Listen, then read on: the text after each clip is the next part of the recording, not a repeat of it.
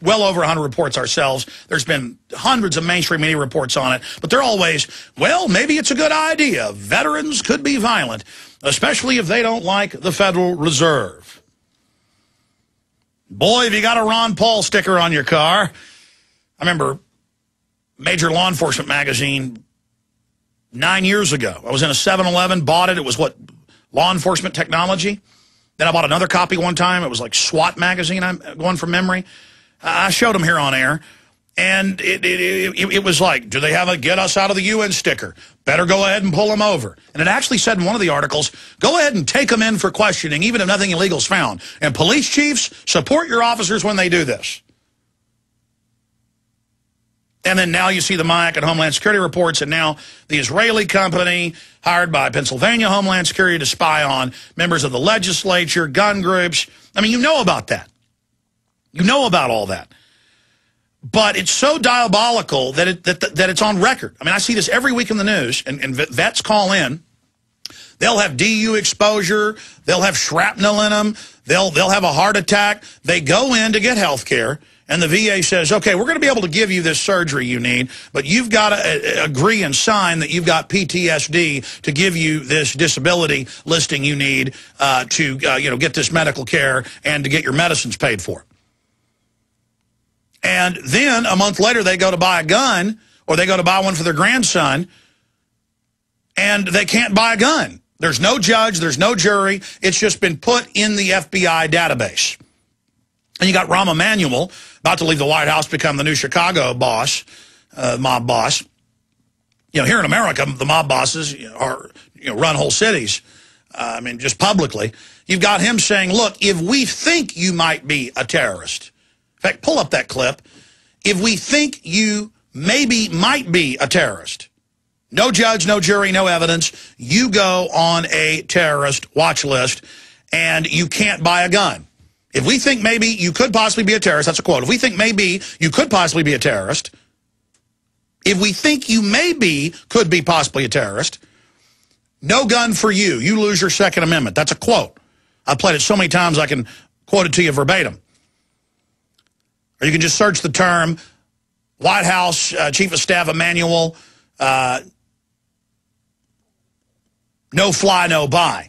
So they're saying if they put you on the secret no-fly list or any of these other databases, you just can't have a gun. No judge, no jury, no due process. You can't find out why. And now they're announcing, oh, yes, the no-fly list is going nationwide to jobs and employment and everything. That if you're on a list, you're not going to get your welfare check. You're not going to get your disability check. You're not going to, I mean, this is how they're trying to scare everybody. And then they introduce the legislation, no fly, no buy. And then now Obama is back in the news today. I've actually got it in my internet stack saying, well, even if we can't pass these laws, we're going to implement this. And without having a law, Obama, even if he doesn't pass the Cybersecurity Act, he's saying the government will order ISPs to shut down your website because somebody up in some shadowy bureaucracy says that that's the way to go.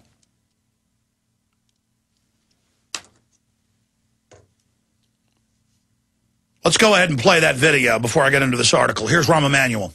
Take it into the election. That is, if you are on the no-fly list because you are known as maybe a possible terrorist, you cannot buy a handgun in America.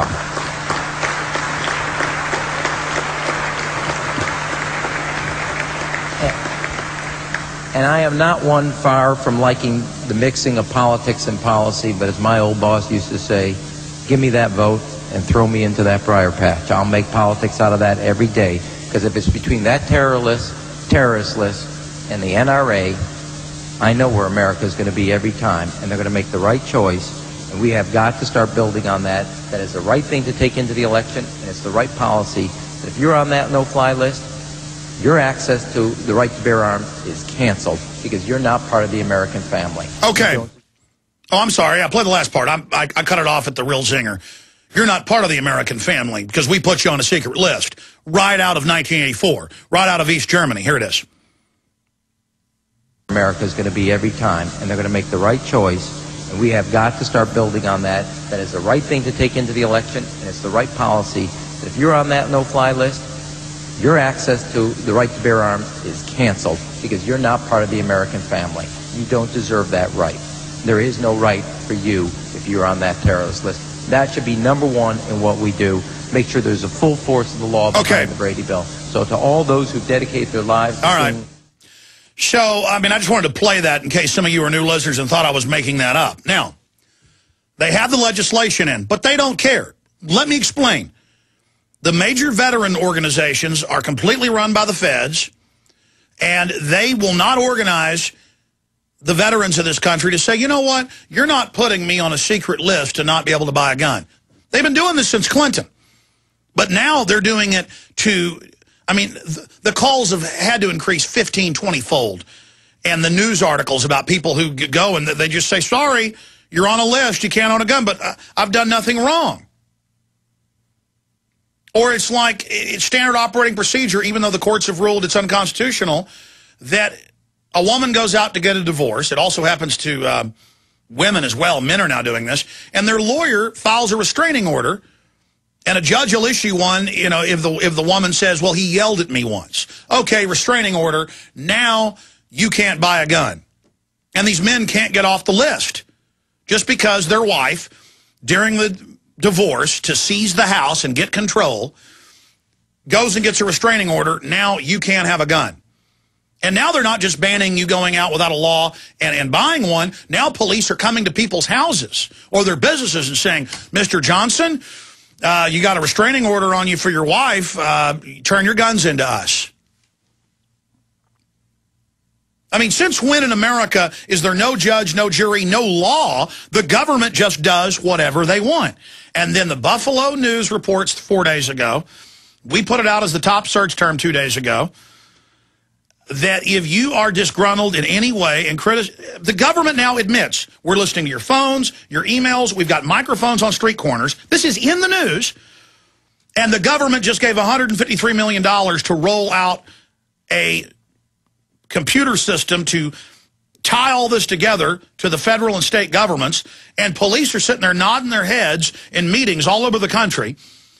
And they're being told, you are now going to have access to everyone's phone calls and emails without a warrant. We're listening to everyone. The computers are tracking everything. And the main group you're going to watch is veterans. Does a veteran criticize the government? But it gets worse. The article says they'll be able to face scan you. This is already up nationwide. And if you're making ugly faces, you'll go on the list. I mean, it's so bizarro world. If I made a science fiction movie 20 years ago, it would be a comedy if it had stuff in it like this. It's so, that's what I'm saying, it's so off the chart that I can't even believe it, but they're just doing it. They don't give radiation badges to the feds driving around with the x-ray trucks. Those guys are deader than doornail. We've had radiologists on the show. Not just callers who say they're radiologists, we've had engineers and radiologists on.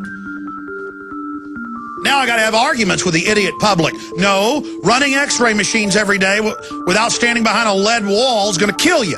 I mean, look, I don't know how else I got to explain this to you. Just like DU's killing you deader than a hammer. How many of you veterans are 35 years old out there and already are on dialysis? DU fries your kidneys, buddy boy. Global